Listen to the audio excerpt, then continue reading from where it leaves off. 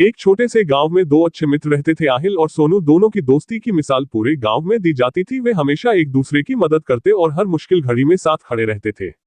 एक दिन गांव में एक संत का आगमन हुआ। संत ने गांव वालों को प्रवचन देना शुरू किया और जीवन के सत्य के बारे में बताया। प्रवचन सुनने के बाद आहिल और सोनू संत के पास पहुंचे और बोले, महात्मा जी, हमारी दोस्ती अटूट है। क्या आप हमें आशीर्वाद देंगे कि हम हमेशा ऐसे ही अच्छे मित्र बने रहें? संत ने मुस्कुराते हुए कहा, बिल्कुल, परंतु मैं तुम्हें एक परीक्षा में डालना चाहता हूं। अगर तुम इस परीक्षा में सफल हो गए तो तुम्हारी दोस्ती और भी प्रगाढ़ हो जाएगी।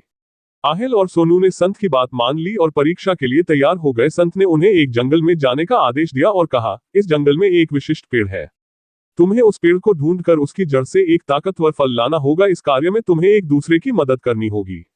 आहिल और सोनू जंगल में चले गए। जंगल घना और भयावह था। उन्हें रास्ते में कई कठिनाइयों का सामना करना पड़ा, परंतु वे एक दूसरे की मदद करते रहे। आखिरकार उन्होंने विशिष्ट पेड़ को ढूंढ लिया और उसकी जड़ से एक फल निकाला। वापस लौटते समय वे थके हुए और भूखे थे। रास्ते में उन्हें एक नदी मिली। नदी के किनारे बैठकर वे फल को बांटकर खाने लगे।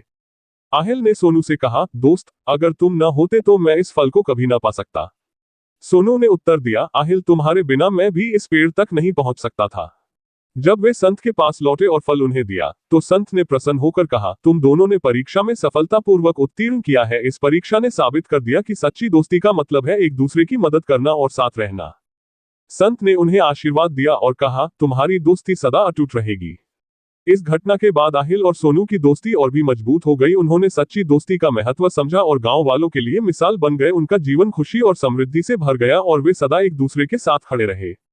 नैतिक शिक्षा से हम ये समझ सकते हैं कि सच्ची दोस्ती का मतलब है एक दूसरे की मदद करना और हर कठिनाई में साथ खड़ा रहना। दोस्ती का असली मतलब तभी समझ में आता है जब हम मुश्किल हालात में अपने दोस्तों का साथ न छोड़ें।